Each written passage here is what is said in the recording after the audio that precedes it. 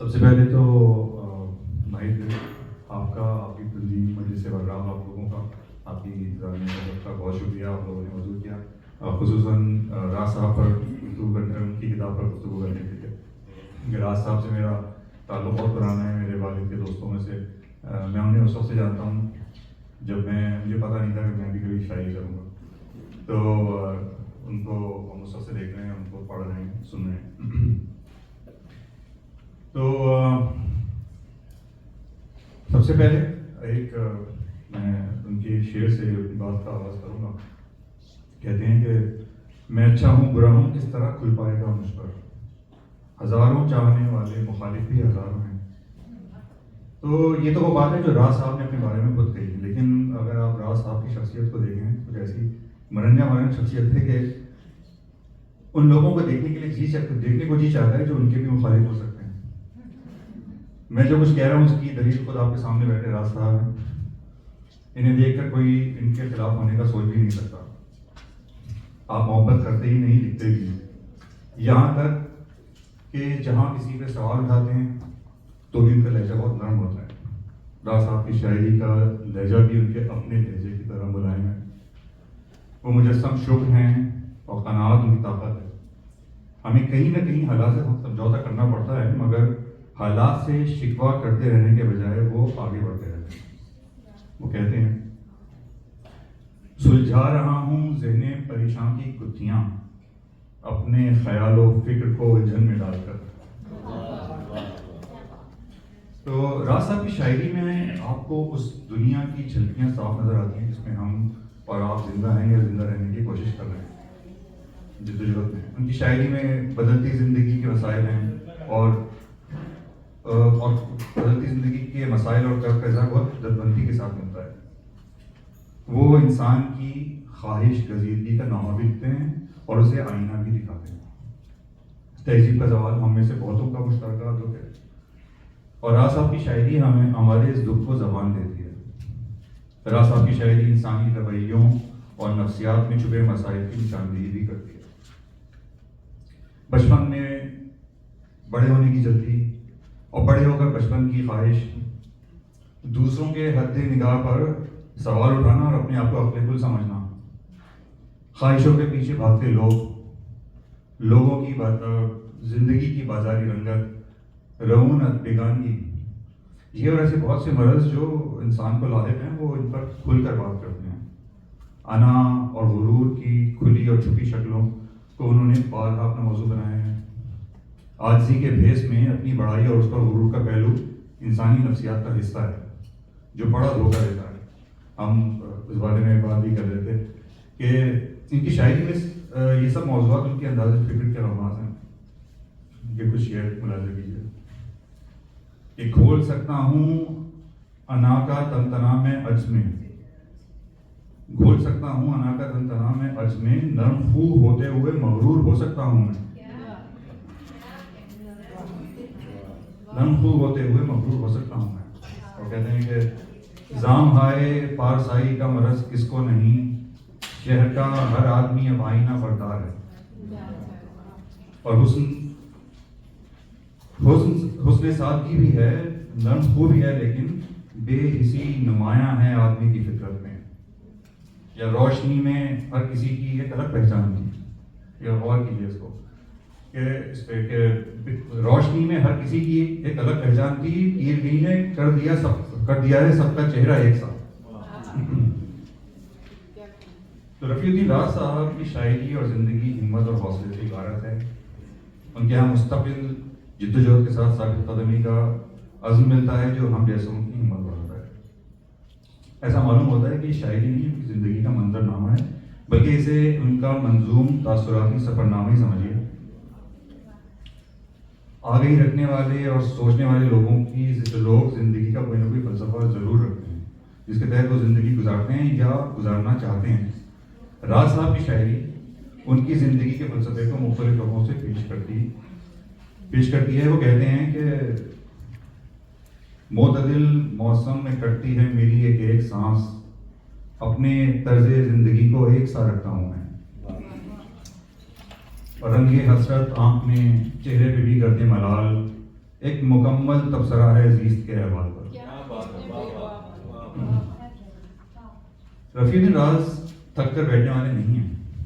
وہ تھکن سے گھبراتے نہیں ہیں بلکہ اس سے بھی مینگیز حاصل کرتے ہیں اور اسے اپنی قوت بنا لیتے ہیں. وہ کہتے ہیں کہ تھکن ہی تھکن کا علاج ہے. یہ بہت حوصلے کی بات ہے. ان کے اعصاب تھکن آشنا ہیں. یہ محض لفاظی نہیں ہے بلکہ حسرتوں اور مشکلوں سے لطف اٹھانا اور انہیں اپنا اسباب گردانا دراصل ان کا ذوق خوش نگاہی ہے. وہ چہرے کی جھریوں میں ڈھلتی عمر کا خوف نہیں دیکھتے بلکہ انہیں اطلس و کمخواب سے تعبیر کرتے ہیں. بڑھ رہی ہیں گردش خون میں تھکن کی شورشیں، ایک تھکن نا آشنا اعصاب کے ہوتے ہوئے، اور زیست افروز غم کی رانائی ہر نظر کو نظر نہیں آتی. انسان اور خدا کا جو تعلق ہے وہ ہمیشہ فن لطیفہ کا موضوع رہا ہے. انسان ہمیشہ خدا سے طرح طرح مخاطب ہونے کی کوشش کرتا ہے اور کرتا رہے گا. آپ کسی بھی فنون لطیفہ کسی بھی شاخ میں آپ دیکھ لیجیے.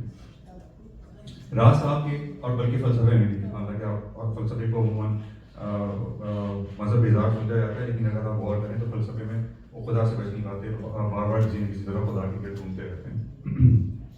راز صاحب کے کلام میں آپ کو جا بجا اس تعلق کے خد و خال کی جستجو ملے گی، بلکہ وہ آپ کو اس پر سوالات اٹھاتے ہوئے بھی نظر آئیں گے. وہ تشکیک کے پہلو کو اجاگر کرتے ہوئے شرماتے نہیں ہیں.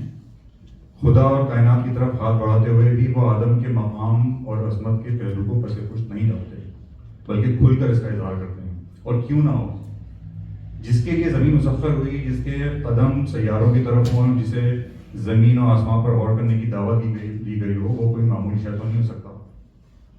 دیکھیے شاید ہم پر کسی کی بزم کی تزئین شرط ہے، خاکے میں اس کے رنگ تو بھرنا ہے ان پر. اور کہتے ہیں کہ کون سا غصہ، کہاں کی برہمی، کیسا جلال، حض اٹھاتا ہے وہ میری شوقی گفتار سے. اپنی وسعت پر نہ اترا اس قدر ہے بزم کن، پے کرے خاکی میں بھی موجود ہے یہ کائنات. اور قطرے کے سمندر کی نگاہیں تو ہیں لیکن حیران سمندر بھی ہے قطرے کی نظر میں. تمام تر تباہ کاریوں کے باوجود انسان نے دنیا اور زندگی کی جو شکل بدلی ہے، تو کیا ان فرشتوں کو ان کا جواب نہیں مل گیا ہوگا جنہیں مٹی کے پیکر کے آگے سجدہ کرتے وقت خدا سے سوال کرنا پڑا تھا؟ اس کلام میں اسی عظمت کا ذکر ہے. راز صاحب کے کلام میں اسی عظمت کا ذکر ہے. وہ دراصل محض آدمی کے وجود سے سجی اس بزم زندگی کی پسندیدہ باتوں کو عظیم نہیں سمجھتے بلکہ وہ اس کی خامیوں کی بھی قدر کرتے ہیں. ایک ڈگر پہ اچھے بچوں کی طرح چلتے رہنے سے کیا کوئی ذریعہ ہونے سے رہ جاتا ہے؟ اس کا اندازہ اس وقت ہوتا ہے جب ہم معمول سے ہٹیں یا ہم راستہ بھول بیٹھیں. راز صاحب اس راز کے محرم ہیں، اس لیے وہ گمراہ ہونے کو بھی ایک وصف سمجھتے ہیں. وہ گمراہی میں بھی عظمت دیکھتے ہیں. اب آپ چاہے جتنا برا مانیں، مگر یہ انسان کے سرشت میں ہے، بلکہ انسان کے سرشت میں اس کو رکھا گیا ہے. جبھی تو جنت سے نکالا گیا تھا، اسی کے تو پہلے تو دنیا سجی ہے. شعر دیکھیے کہ آگہی کے در کھلا کرتے ہیں کب ہر ایک پر، گمراہی کی دلربائی سب کی قسمت میں کہاں. اور میرے پائے شوق نے روشن کیے ہیں رہگزر، میری آنکھوں سے بڑھا ہے روشنی کا مرتبہ. آواز میری سن کے نکل آیا ہے گھر سے، ست شکر یہاں مجھ سا گناہگار کوئی ہے. میں نے راز صاحب کی شاعری میں ازل سے جڑی باتوں کا ذکر واقعات کی طرح کر دیا ہے، لیکن ان کے بارے میں یعنی ان واقعات کے بارے میں راز صاحب کا ایک نظریہ ہے. وہ ازل سے ابد تک کے معاملات کو حکایات کے بجائے اختیاروں کی طرح بدلتے ہیں، ان سے معنی کشید کرنے کے بارے میں. مثلاً وہ کہتے ہیں کہ ہماری عقل ناقص کی سمجھ میں کیوں نہیں آتا، نصاب زندگی لکھا گیا ہے اختیاروں میں. تو راز صاحب کے نزدیک اپنی غلطیوں پر شرمندگی اور ندامت کا احساس بہت اہمیت رکھتا ہے. ان کے دیگر مجموعوں میں نے زخم کی مہک یہ غور کیجیے گا، تو ان کے دیگر مجموعوں میں میں نے زخم کی مہک سے محبوبیت کا اظہار دیکھا، جبکہ اس مجموعے میں جس کی ہم بات کر رہے ہیں اس میں ندامت کے احساس اور اسی خوشبو کی ترقی نظر آئی. کیسے نہ معطر ہو سراپائے نفس راز، نکھت ہے ندامت کی رگے دی بہتر میں. ندامت کی نکھت. راز صاحب روایت سے بہت عمدہ اور خاص اپنے انداز سے استفادہ کرتے ہیں. مثلاً نمک کے استعارے کو جس طرح انہوں نے استعمال کیا ہے، اور ان کے آپ دیگر کلام پڑھیں تو آپ کو اس میں بات زیادہ بہتر طور پہ سمجھ پائیں گے، خصوصاً بربساط غالب جس کا ابھی پچھلے دنوں ذکر ہوا. تو نمک کے استعارے کو جس طرح انہوں نے استعمال کیا ہے وہ پڑھنے سے تعلق رکھتا ہے. ایک پھول کے مضمون کو کئی رنگ میں باندھنے کا مزہ آتا ہے. وہ دریا اور سمندر کے مضامین میں نئے نئے پہلو تلاش کرتے ہیں. ان کے کئی طرح کی ایسی ہیں جنہیں وہ ندرت کے ساتھ استعمال کرتے رہتے ہیں، جیسے عروس غم، عروس زیست یا روشنی کی تراکیب. مثلاً قامت کی ضیاء، ضیاء زندگی، قناعت کی ضیاء، ندامت کی ضیاء وغیرہ. یہ تراکیب ان سے جو ابلاغ ہوتا ہے وہ ان کی سوچ اور ان کے شعر کے جمالیاتی رنگ کو ظاہر کرتا ہے. شعر دیکھیے کہ شبنم کا گوہر ریز بدن تا دم آخر، انوار سحر گھولتا رہتا ہے سحر میں. اور فطرت کے خد و خال بھی آنکھوں پہ کھلیں گے، ہاں پہلے مگر زلف گراگیر کھلے گی. اور یہ دیکھیے کہ سکوت لب نہیں ہے راز تو پھر جمال گرمی گفتار ہے کیا. تو رنگ کے مضامین شاعری میں باندھنا کوئی کھیل نہیں ہے، اور اس کے ساتھ ساتھ جمالیات کو آپ سے جانے نہ دینا یہ ایک اور پل سے راہ پر چلنے کا مترادف ہے. آپ نے ان کے کسی بھی مجموعے کلام کا مطالعہ کیا ہو تو آپ میری اس بات سے اتفاق کریں گے کہ آج کے دور میں ایسا استادانہ کلام ملنا آسان نہیں ہے جو بیک وقت مشق سخن کا ایسا جاندار ثبوت ہو، فکر اور اظہار کی پختگی اور مضامین کی ندرت بھی رکھتا ہو، اور ساتھ ساتھ جمالیات سے بھی بھرپور ہو. مضامین کی یہ ندرت ان کے کلام کا ایک مجموعی تاثر ہے. مانوس اسالیب میں مانوس مضامین ایک عام بات ہے، مگر ان میں نئے نئے مضامین نکالنا بہت مشکل کام ہے. اب یہ کتاب ہے ابھی کپڑے بدن پر ہیں، ان دعووں کی ایک اور دلیل ہے.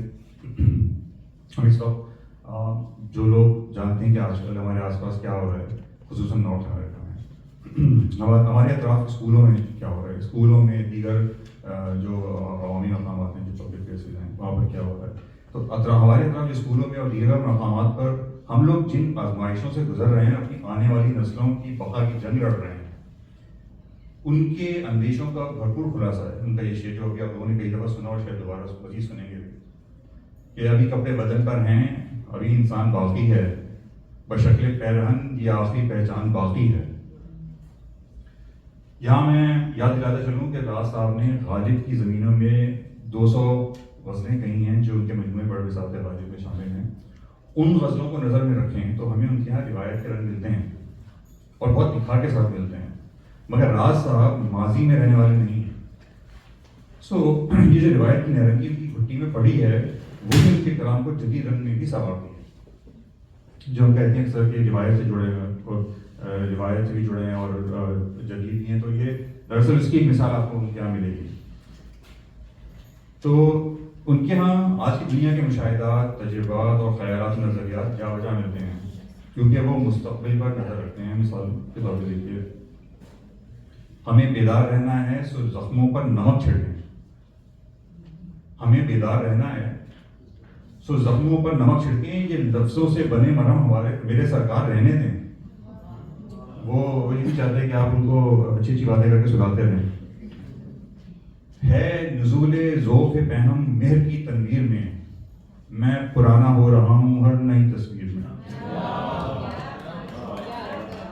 جو لوگ تھوڑا بہت اسٹرانومی فلکیات کے بارے میں جانتے ہیں انہیں پتہ ہے، معلوم ہوگا کہ سورج کے بارے میں ہم سورج جو ہے وہ ایسا ایسا اپنی طاقت کھو رہا ہے، اور ایک وقت آئے گا بہت سے ستارے ایسے ہیں جو ختم ہو گئے، ان کی روشنی ختم ہو گئی. تو یہ وقت کے ساتھ ساتھ جو روشنی ختم ہو رہی تھی، اس کا کیا خوبصورت انداز سے انہوں نے اس کو انسان سے، اس پوری چیز کو انسان سے جوڑا ہے.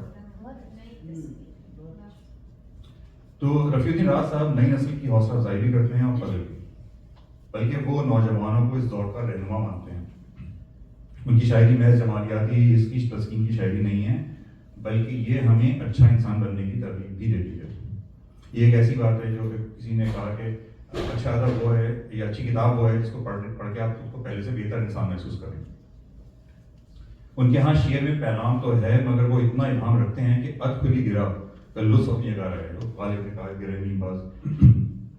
اور شعریت پوری طرح قاری اور سامع کے ساتھ انصاف کرے. کچھ مثالیں دے کے میں اجازت چاہوں گا. آپ ان میں مضامین کی پرواز کو دیکھیے اور اس طرح سے لطف اٹھائیے کہ مزاج اہل سخن میں پر رنگ حسن غزل طلسم لذت ابہام چھوڑ آیا ہوں. اور محبت ہو تو پھر ہوئے جنوں پرور نہیں جاتی، کبھی پتھر کو تنہا چھوڑ کر ٹھوکر نہیں جاتی. کیا جو آپ سوچیں گے ٹھوکر لگتی ہے، اگر پتھر ہوگا تو ٹھوکر لگے گی ورنہ نہیں، تو ٹھوکر بغیر پتھر کی نہیں ہوتی. تو کیا خوبصورت طریقے سے باندھا ہے انہوں نے.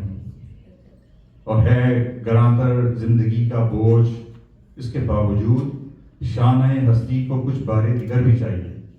یہاں بارے دیگر کے استعمال پہ غور کرنے کی ضرورت ہے. بارے دیگر کو ہم عام طور پہ دوسری دفعہ کے معنوں میں استعمال کرتے ہیں، یہاں پہ اس کو ایک دوسرے بوجھ کے طور پہ انہوں نے برتا ہے. رنگ و خوشبو کے تبسم سے نکھر اٹھتا ہے دشت، آبلے اشعار جب لکھتے ہیں نو کے خار سے. اور تھی گرد تو آئینے کے چہرے پہ بھی، لیکن تصویر کا ہر رخ کہاں ہوتا ہے نظر میں. آنکھوں کے سامنے سے وہ تصویر کیا ہٹی، اس گھر کے سارے آئینے ویران ہو گئے. کچھ اس ادا سے اس نے چھڑایا تھا اپنا ہاتھ، اپنے قریب بھی میں دوبارہ نہیں گیا. اور وسعت زنجیر پاسے اتنی آگاہی تو ہے، جانتا ہوں کتنے حلقے ہیں میری زنجیر میں. تیز چلنے کے سوا چارہ نہیں ہوتا کوئی، وہ بڑھا دیتا ہے اکثر وقت کی رفتار کو. اور آخری میں ایک اور شعر کہ دوسروں کو اجال دیتی ہے روشنی خود نظر نہیں آتی.